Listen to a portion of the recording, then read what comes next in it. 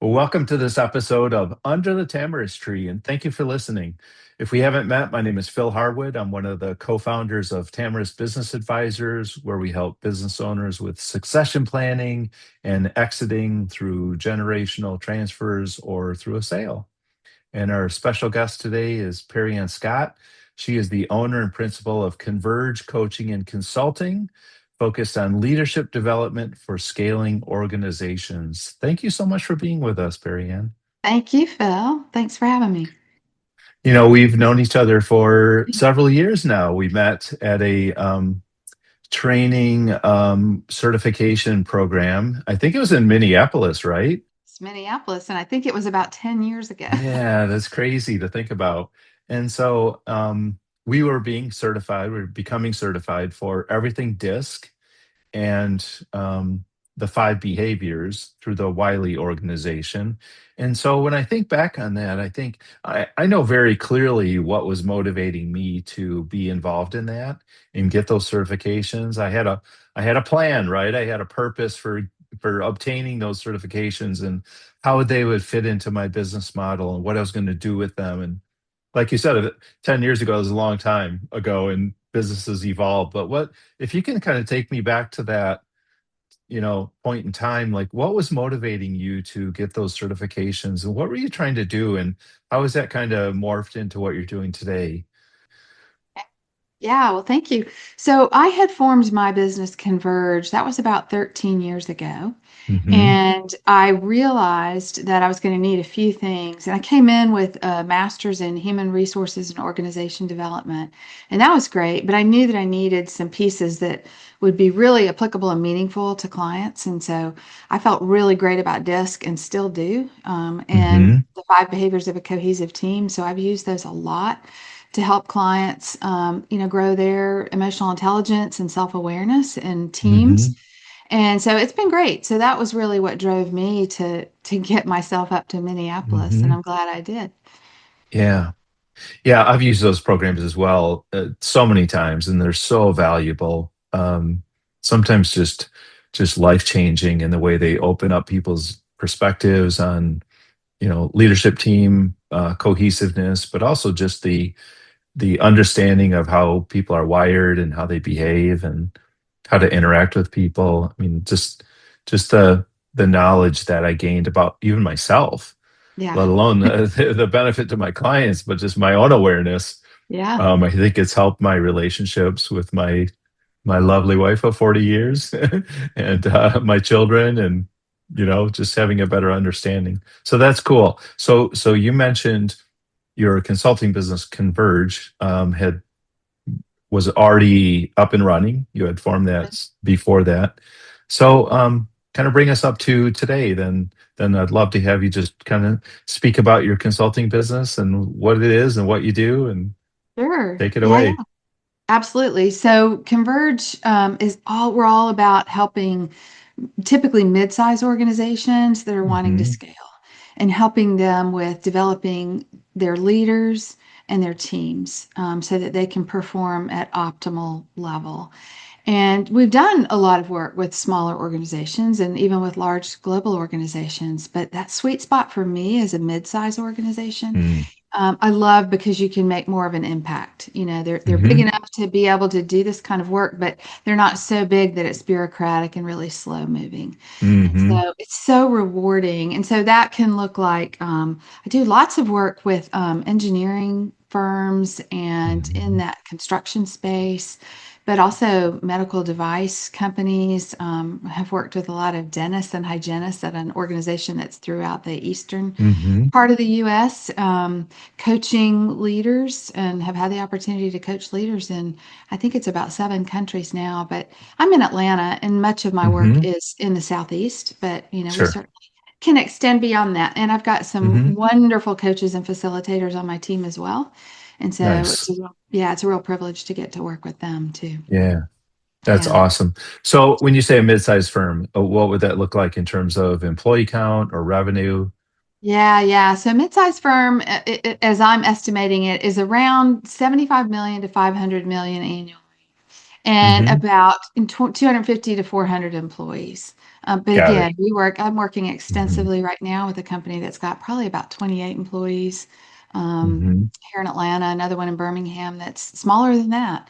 And Hmm. it can be so gratifying, to just get in close with the CEO and work on things is fun. But, Yeah. larger too. So, but that's the Hmm. sweet spot is in there. Hmm. Yeah.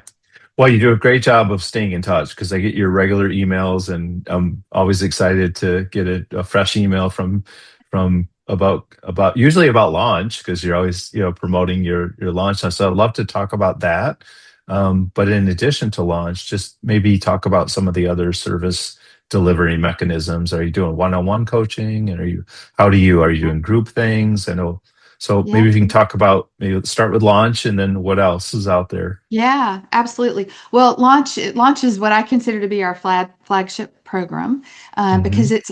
it is the manager's masterclass, and so it's designed for managers who have been promoted from technical roles, and it's just the classic, whether an engineer, an accountant, fill in the blank, somebody who was really, really good at their job, and then was promoted, and then realized, oh wow, this is a whole different skill set that I have to know, Mm. right? Like Oh, what it got totally me is. here is not going to be the thing that helps me lead people effectively. Hmm.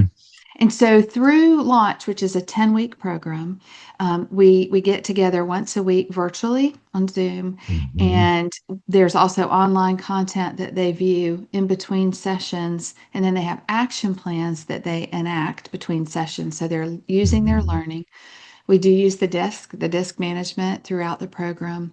We work with Hmm. their boss to find out how do they want this person to grow. And then we Hmm. include private one on one coaching, a few sessions of private one on one coaching for participants in that too. So it's really powerful. They work on coaching Hmm. skills, they work on how to delegate. It's amazing in my coaching. I have worked with vice presidents in global companies who actually don't know how to delegate. They keep running into problems and they can't figure Hmm. out why. And when we Hmm. unpack it, we realize they actually don't have delegation skills. They don't have a method. So we teach that to these, more emergent level managers and, Hmm. how to create healthy teams. And we do role play with coaching and that type of thing. So it's a Oh, really powerful, awesome. powerful, yeah, it's a really powerful program. In terms of the other things that we do, I really like to think of it as a suite of services, Hmm. and the idea being to bring a scaling mid-sized organization a whole suite of services. Not that you have to do it all at one time, but the idea is if you can start at the top, that's the most important thing. And if we can engage at the top with the executive team and make sure Hmm. they're aligned, and that can often be the five behaviors of a cohesive team. Hmm. Sure. Powerful tool, yeah, at that level. Hmm. And then work with the managers, develop their managers through Launch, which also uses Hmm. the DISC as five behaviors, uses DISC language. So now we have some alignment that threads throughout.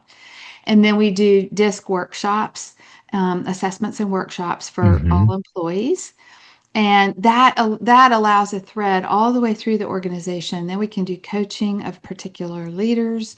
We can do training. We've got a suite of training programs. But if you can just get a baseline through an organization of Hmm. leadership and team development where they're speaking the same language, where they create, their norms, it is incredibly powerful through the whole Hmm. organization. So that's how we like to show up is Hmm.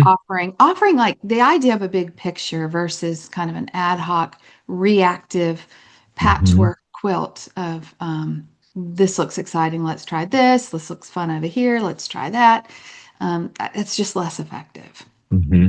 Well, I love the model, and some of the things that you talked about really resonate with me in my consulting experience, which probably overlaps significantly with yours in terms Yeah. of some of the things that we run into. It is very common for someone not to have good experiences with leadership or management or supervision, and people that, especially in technical roles, who have always took pride in their technical abilities and their ability to do things. Well, now they're managing other people who have to do things, and it's a Yes. totally different ball game. And if they don't have good examples or haven't participated in any developmental programs, which they probably haven't, right? Because they've been focused on technical skills and um, so wicked smart people, but not great managers, just because Yeah. they haven't had the role models. So they don't know the approaches, they don't know the structures of that or the language to use. And so, yeah, this is super powerful. Yeah. I And most love people how want to you're, do a good job, right? They yeah, want right, to. They of they want course, to succeed. They don't right, want to fail. So right, let's of let's course. set them up for success. Hmm.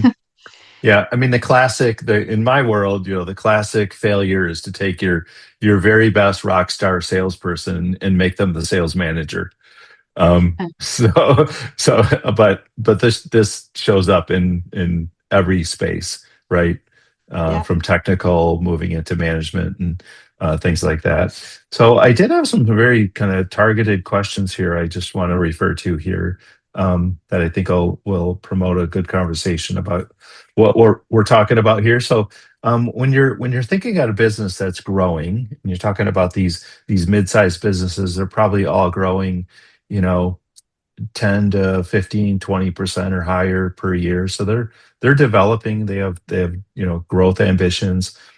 How would the management team, or maybe if you're dealing with the owner, how would the gaps in their leadership show up? How would what would they be experiencing that would cause them to go, we have a problem, we need to reach out to Perry Ann? Well, there are a number of them, and I see them a lot, and I'm sure you do too. And one is, you mentioned the founder or the CEO, and it's a situation where they're just still too involved in the execution and in the Mm, day to day, and they're holding on to work tightly, and the whole organization is too dependent on them. And so I know with you at Tamarisk working with, companies that are thinking about succession. Maybe they're thinking about, putting themselves on the market for sale or something like that. There's a hmm lot of risk when it's hmm overly dependent, Absolutely. yeah, on the owner or the CEO. And so, there's value creation in having the ability to develop a bench of leaders and spread capacity and capability across more Hmm. leaders. You have to be intentional about that. You have to have a plan Hmm. because everybody's default setting is to hold more tightly to the work, right? Hmm. Because that feels safe. But the reality is that's not safe.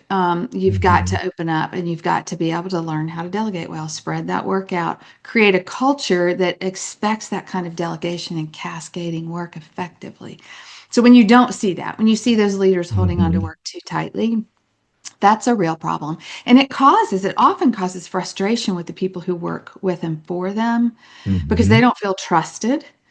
They Right. don't feel like they're growing, and then you can start to see Hmm. turnover. And who will Hmm. leave? The people who leave, as you know, those are your best people, right? Absolutely. The Right. moderate people or the people who don't perform so well, they're happy to stick around because you're doing all the work. Absolutely. It's completely destructive. Yes. Yeah, yeah, Yeah. yeah. And So I it's love the link just a to shift. succession planning, because that's what we're focused on every day. But Mhm. when Perry Ann shows up, or your team Converge shows up, I'm assuming it's not as simple as saying, "Well, stop doing all the things that you've been doing for 30 years." Yeah. So how do you approach this? What are the some of those tactical solutions that you bring to bear? Yeah.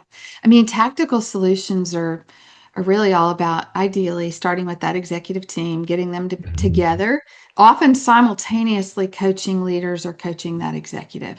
And that can include doing a 360 assessment Mhm. to get a read on how are people perceiving your leadership? What are the gaps that they see and feel? And then targeting a few things. How can we close those gaps and up the skills? And then how can we do that with the leadership team as well? How can you have this Mhm. construct, like 5 behaviors we've talked about? You've got a construct that we can all have a shared language and vision of. And even with that, I mean, you get those scores, and then you have the opportunity to reassess 3 months, 6 months, a year, whatever down line, and see how you've changed. Mhm. And so that's exciting. So it's really, I mean, that's a way. And then starting to get those teams speaking the same language beneath them, right? So when you get everybody Mhm. kind of singing off the same sheet of paper, that's really, I think, the best way to approach it. Mhm. You can always add things in, but I think being really intentional about what's the least amount we can do that's going to have the biggest impact. Hmm. And that's a lot about talking with the leaders of the organization to determine what are your pain points and what makes sense here for you in terms of budget, in terms of Hmm. what are your goals, what is your timeline, and then work that way. So it's a very, I mean, our process is very collaborative and consultative. Hmm. We don't sweep in and say, here's how you need to do it. It's Hmm. very much a Yeah. conversation. It's very much a co-create dynamic. Hmm. Hmm. In our previous conversations leading up to this today's podcast interview, we had talked about some pitfalls or some things that can maybe go wrong when you're bringing in leadership development. Some change initiative in the organization is disruptive, and so uh, what are some of those things that you're already mindful of because of your experience and the work that you do, and that you could help someone steer clear of? Yeah. So I think that to me, it's not so much about any particular product or solution. Hmm. It's more about what I see as a knee-jerk kind of reactive approach to you scratching an itch, like, you hear something from an HR leader, hear something from one person, we need thus and such. And then Hmm. they go out and try to find it, pull it in. We do one training class on, I don't know, Enneagram, right? And then Hmm. later it's like, well, let's try Strengths Finder. I heard that's fun. I heard that's cool. Hmm. They go get that, and then they wait for a little while, and then there's the next Hmm. thing, and there's no cohesion to that. There's no plan. It's just reactive. And so I Hmm. think that's a problem. And then what happens too is whether you're the HR leader or the leader of your organization, you end up in this very transactional relationship with different little providers across the board rather than Hmm. having, I would urge people to think about having a relationship with a firm that can serve that whole suite of services, and Hmm. they're out there, and who can you can have that one rich relationship with, who over time more and more gets to know your business and know you, and then you together co-create and choose what makes sense here and now. What do we do, and how does it all connect together? Right? Bring your Hmm. Legos together, and let's connect these things together instead of having these independent kind of patchwork quilt things that kind of seem fun, Hmm. and then people, it's very episodic. People remember, remember when we did that cool training, what was Hmm. that called, a couple of years ago. Hmm. And it's not embedded in the culture, Right. their language, and in the way that they do things. And so that, I think, is a big problem I see with Yeah, it's exciting at the HR time, leaders. but then it just fades Mhm. into the background. I've seen Yeah. it over and over again in Yeah. so many organizations, and especially owners.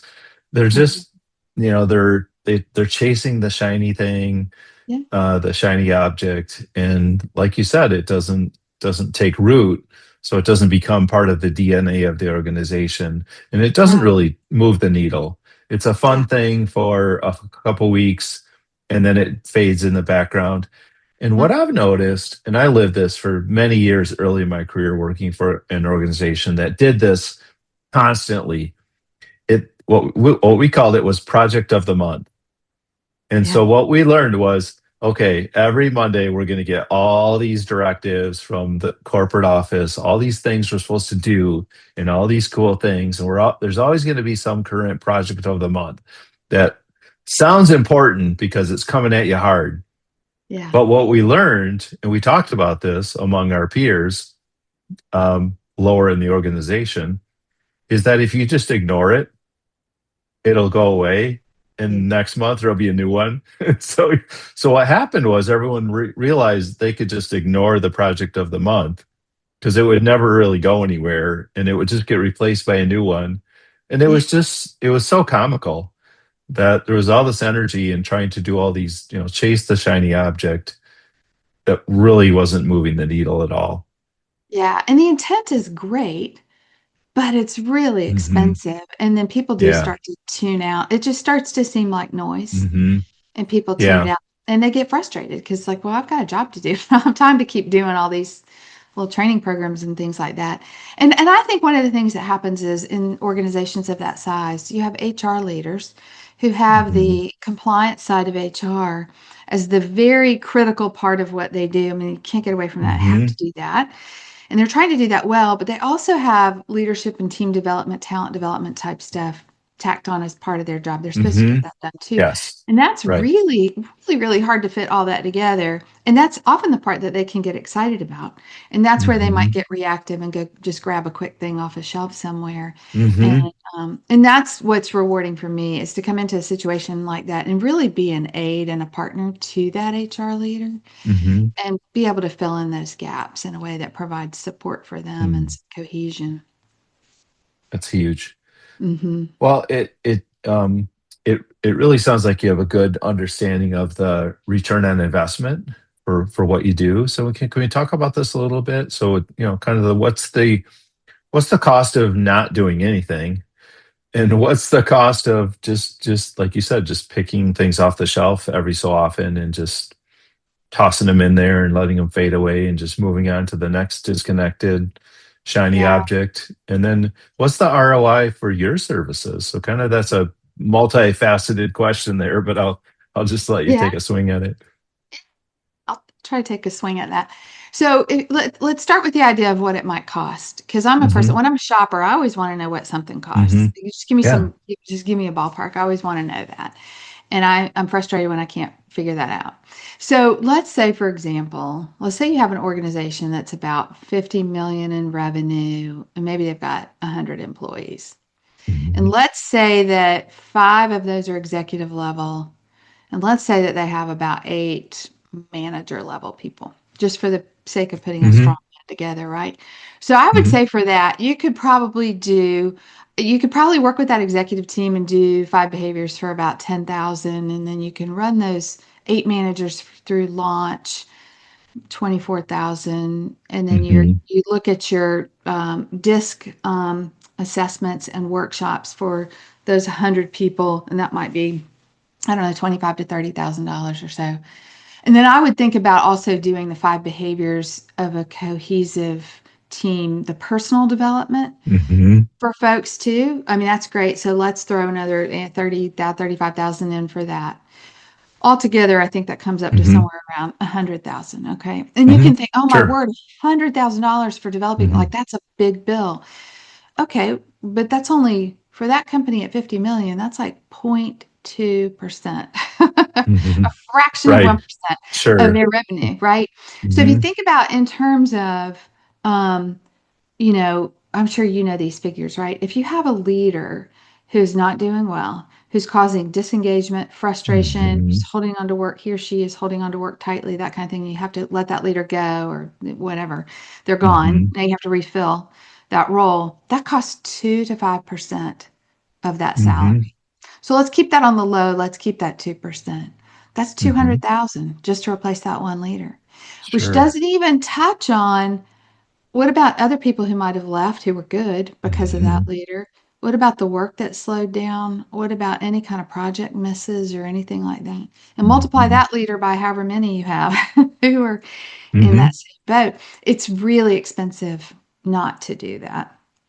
On the other side of it, I would say that for, companies that are thinking about succession and generational transfer and that type of thing, thinking about potentially wanting to sell or M&A mindset, what's the value creation when you have an organization that runs much more smoothly than, what we just Hmm. described, right? That is building their leaders and teams very intentionally and doesn't have that turnover problem to that extent and Hmm. performs at a higher level. I mean, you're just creating capacity and capability and leadership bench strength across the organization and reducing your risk um, Hmm. of having that founder dependency. And so I think that's a pretty balanced way to look at it Hmm. in terms of having some idea. Obviously, scale that, right? If you're smaller, if you're bigger. But that's kind of a sense of what might you think about, and that's what's important is that when you're Hmm. budgeting, give some time and some thought to what do we want to budget to develop our people. Hmm. What makes sense. And I mean, it's super important. It's mhm, it's very valuable to hear just some a good, you know, an example and hear some actual numbers just to work through. Um, mhm, but I see this so clearly when I work with organizations. The opportunity to make a significant impact with their financial performance because of more invested employees that are more engaged with in they can make a material impact on gross margins. yeah, And just think of the cost of turnover. I mean, just I've yeah, seen stats as high as 200% of someone's annual salary, for a managerial person, yeah, um, cost of turnover. But I see other organizations that have dedicated people that are just committed. They have a great culture. They've made these investments, and they have much higher margins. They have fewer safety incidents. They have fewer absenteeism problems. They have much higher, NPS scores, so more satisfied clients, and all this adds up to huge. So you talk about a $50 million company revenue wise, what's a 2 or 3 point increase in gross margin equate to, right? So, right. Yeah, and you yeah, think about, just an employee, like what would you invest? What should an employer invest in every single person that works for them on an annual basis? What would the budget, what should the budget be for every single person that works in that company? Maybe $1,500 or $2,000 or more. What if it was yeah. 2,000? You said 100 employees. Was that your example? Yep. Hmm. Okay, well, there you go. I mean, that's the annual cost of in professional development. Like, I think the challenge is finding something that actually engages people that makes a difference. Because if Hmm. you just, in my experience, a lot of people, even if there's a line item budget for professional development, a lot of people think, well, I don't really have extra time to commit to something. I don't know what to do. I don't know what makes sense. Yeah, Is the company paying me? Is this on the clock, or do I have to set aside my Saturday mornings for this? So right. all this becomes challenging, right? Yeah, But again, yeah, if there's a comprehensive approach that makes sense, then this actually works. yeah, yeah. Well, and you said something interesting just then too that I want to call out, and that is, if you give an allotment to employees and say, because I know a company that does this, $1,500 per person, right? And then you put the onus on that person to find what their training is. Hmm. I would put that in the category of Hmm. things not that well done, right? Hmm. Because you don't know Correct. what they're going to Right. choose, and it's not consistent through the organization. Hmm. It drives me a little crazy when I see that. I'm glad that they're doing something, but I think the organization needs to be more intentional than that. Like, Hmm. what are your goals? What are 100%. the competencies that you're driving towards? And is there commonality in all this with other people in the organization so they're speaking the same language? Hmm. So I would say that. And I think the amount that you think about investing per employee depends on the level. More for higher level, a little less for lower Hmm. level, but with a real goal towards building people's capabilities so that you're building your bench strength. So that Hmm. you've got people who are ready to move up into those higher level roles. And what that does too is it helps people to feel like look, I'm being invested in. That's a Hmm. real significant driver of engagement is when people see that the company cares and they're investing in your growth and development, there's the Hmm. possibility of a path forward. And that's huge, Hmm. especially for younger people. They really, 35 and under, they really, really care about that. And so, I mean, I would advise that for sure. And the thing is, like with this example that I just gave, you don't have to do all that in 1 year, of course. You can pick any Hmm. piece of that. What makes sense? What makes sense for what's going on for you? What makes sense for Hmm. your budget, right? It's great if you can do all that in 1 year. You can make a huge difference faster. But if you can't, then make a plan to stretch that out a little bit more. Hmm. Well, in our quick example, if it was 100 employees times 2,000, that's $200,000 per year allocation. So Yeah. we're talking half that directed toward management and executive leadership, which is actually going to make a difference. Um, Yeah. you mentioned the importance of professional development for engagement and turnover. Um, one of the recent Gallup studies said that the number one reason for turnover in organizations is the lack of professional development opportunities. People aren't being invested in, they don't feel they're being developed. Yeah. So this is so critical. And of Yeah. course, Yeah. talent, finding talent, maintaining talent is obviously, extremely difficult in today's environment as our workforce declines as a percentage of our population. That's going to continue for the rest of our careers, Perry Ann. I know. Yeah, So for it's sure. not going to get any Yeah. So better. no, it's not. And so that's where you do want to position yourself Mhm. as one of the attractive employers. What Mhm. makes you attractive? You develop people, you have a pathway to higher positions. That's what people are looking for. And so it's Mhm. it's not that hard to become that. You need a good partnership, I Mhm. think, with that. You don't have to bear the burden of all that yourself, but find a good partner out there for that.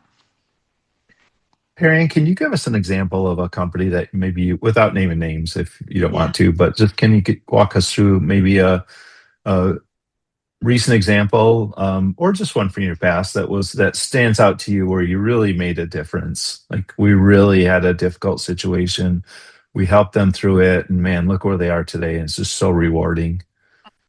Yeah. Yeah, so I can think of one. There's kind of two that fall in this category that are pretty recent within the last 2 years. One I'm still working with now, so we don't have the end of the story yet. Mhm. But I worked with an association here in the Atlanta area, and their leadership team was having some trouble. There were about, forget now, but about six of them, and they were having some trouble. There was some tension on their team, and it was beginning to affect their ability to attract clients, and that's their lifeblood, and beginning to cause turnover on the leadership team, which is significant. And so Mhm. their leader reached out to me and said, "Hey, let's do something." So we did the five behaviors. I feel like we're talking about that a lot, but we did that with them. Mhm. And they did an amazing job of engaging in that and making it really meaningful. And we set a plan where they would pull their learnings into their monthly meetings. And they did that for the next year. They Mhm. waited a full year to remeasure and see how they did. And at that point, a year later, the turnover stopped. They were so much happier. And when they ran the progress report, they had a 34% increase, or improvement in the five behaviors that are so Wow. critical to the way a leadership team runs. Huge. So that's a fun one to Mhm. talk about because we have those numbers. But one I'm Mhm. working with right now, it's a larger organization. They're small. This is the one I think I mentioned that has about 28 people. Their Mhm. leadership executive team has about five. And they did, and I love that they made this choice, but they decided, we worked with them and they decided to do their leadership team, do the five behaviors, and then push it down and do the five behaviors personal development for the rest of the company. And so Mhm. we've done that, and then we worked with them and they've agreed to do like accountability groups. So Oh, they would do nice. accountability group lunches, Mhm. in between kind of sessions. And as months go by, they've done this where they have just triads, groups of three people that go to lunch together, and they talk Mhm. about what are you learning, how are you using what you learned, what difference is Mhm. it making, that kind of thing. So that's how they're keeping it alive. And their executive team is going to do, actually, they're right now doing their progress report. So we should have the results of that next week. Mhm. So I'm super excited to see what their Mm. improvement That's might be. cool. Yeah, I don't have those numbers, but it's a great example. And then one of their Mhm. executives I'm coaching as well. And so it's a great multi-pronged approach to that Mhm. organization. And they're just, I mean, I see it again and again, and I'm sure you do too, but Mhm. organizations like that invest and get real intentional, not just check the box, but they're thinking about how can Mhm. we bake this into the way we do things. Such a huge difference in how their employees are engaged and care and give discretionary effort to their work versus those who don't. It's a Mhm. vast difference in the culture and the feeling of the company. I get the feeling you enjoy what you do. What gives that away? I love it. I love what I do. Yeah, Mhm. that's Talk fun. talk to us about that. What Oh what gosh. drives that? what drives it lights me up, what lights me up, what drives it. It is helping. I mean, we spend so much of our lives at work. And I Hmm. just think I feel passionately that workplaces should be life-giving and not Hmm. soul-sucking. And I Hmm. think we can make a huge difference there, especially when we work with leaders and help leaders understand how critical their role is. You know, you mentioned Gallup earlier in their surveys, and the manager is 70% of how much somebody is engaged at work, how much they like their job. That's huge. And so to help them see that and to help a manager and a leader grow into that, and then to help teams grow and communicate more effectively together, that's just Hmm. rewarding. It's rewarding. And to think of the trickle down effect to employees throughout, for them to be happier and just to be able to engage in work more happily in a healthier Hmm. culture is just a big deal to me. It's Yeah. everything. I love it. Well, I can relate 100%. What is your background? How did you end up here? Up here. So I started Mhm. in the airline industry and I was there for 13 Mhm. years. And I ended up in the airline industry. I ended up in training, facilitation, and then Mhm. design and development and then management. And I had the opportunity to be on some teams that were really great. I'm still in touch with Mhm. those people. They became friends. It was wonderful. Mhm. But then also some teams that were not like that. And you learn a lot, Mhm. right? When things are not going well, you can learn a lot from Mhm. that. Sure. And this is a very large international organization, so they were able to bring in a lot of great talent. So also saw great Mhm. training programs, great organization development efforts, and I just that tapped something in me. So I Mhm. left there when I became a mom, and we had three kids, and I was for 11 years a stay-at-home mom. But in that time is when I got my master's and when I started to work towards these certifications and Mhm. executive coaching, training, and things like that. And then Mhm. at the end of that, as my kids were older, I, formed Converge and kind of hung my shingle and got started on that. So yeah, so 13 years ago, did that. I love that. I love that. It's to me, it's just the ideal roadmap. It's getting some experience, get your undergrad over, get some experience in the corporate world that's valuable. Start a family, stay home, invest in your children, and grow them up into successful individuals that are contributing to society, and then move into an area of passion, because now Hmm. you have that wealth of corporate experience, real life business experience. You have experience from observing you know, as a parent about life and growing children and growing a family. And then now you're just so much more equipped to go back in and really focus on something that really matters to you. So I love that roadmap. What a great example. Well, I'm thankful for it. It's Hmm. the way things opened up for me, and I'm Yeah, thankful. sure. Not Hmm. everyone can follow that, and I Yeah, understand, but I yeah, just think it's so great. Um, yeah. so you mentioned your family. Tell us about your kids. Yeah, so I've been married this summer, 30 years, and we have Hmm. three kids. And so they're in the young adult category now, 24-year-old who's Hmm. out in the working world.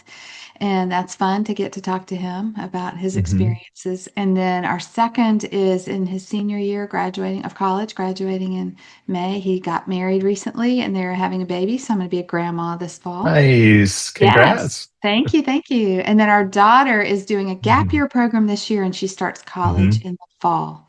So, yeah, it's Great. a whole new place. The house is quieter. Uh-huh.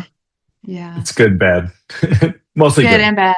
Mostly good. Okay. Okay. Well, that's why I want to keep doing this work From thing. my I feel perspective, anyway. I think Mhm. my wife would disagree.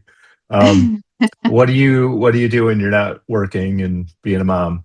When I'm not working and being a mom, oh my gosh, my husband and I enjoy travel and we enjoy traveling with our kids. If we can get them, Hmm. that is a little bit more difficult now. Hmm.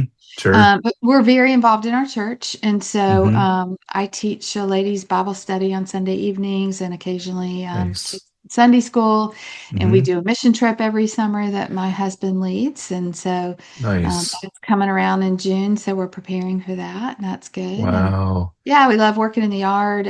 We have a little short-term vacation rental Hmm. in the Pigeon Forge area that we Hmm. run. And so that's fun little kind of family side business. And we're looking at growing that with Hmm. another one in North Georgia mountains. So that's kind of a fun little side gig we have. Yeah. Awesome. Awesome. All right. Well, let's wrap things up. How can someone get in touch with you if they want to learn more about your company or just make contact with you? Yeah, yeah. So convergecoachconsult.com Hmm. is our website. And you can find the business on LinkedIn. You can also find me, Perry Ann Scott, Hmm. on LinkedIn. Anna spelled with an E. But Hmm. absolutely reach out. Would love to talk to you. We can put 30 minutes or an hour on the calendar and just I'd Hmm. love to hear about, your company, your business, what your challenges are, what are the pain points, how are you trying to scale? And if there's a way that we could work with you and serve as you scale, we'd love to do that. But Hmm. it's always great to get to talk to people about their business. Yeah. Thank you so much, Perry Ann. This was wonderful. Absolutely. Thank you, Phil. It's a privilege to be here. Nice to catch up. We'll talk to you soon. Okay. Sounds good. Bye. Bye.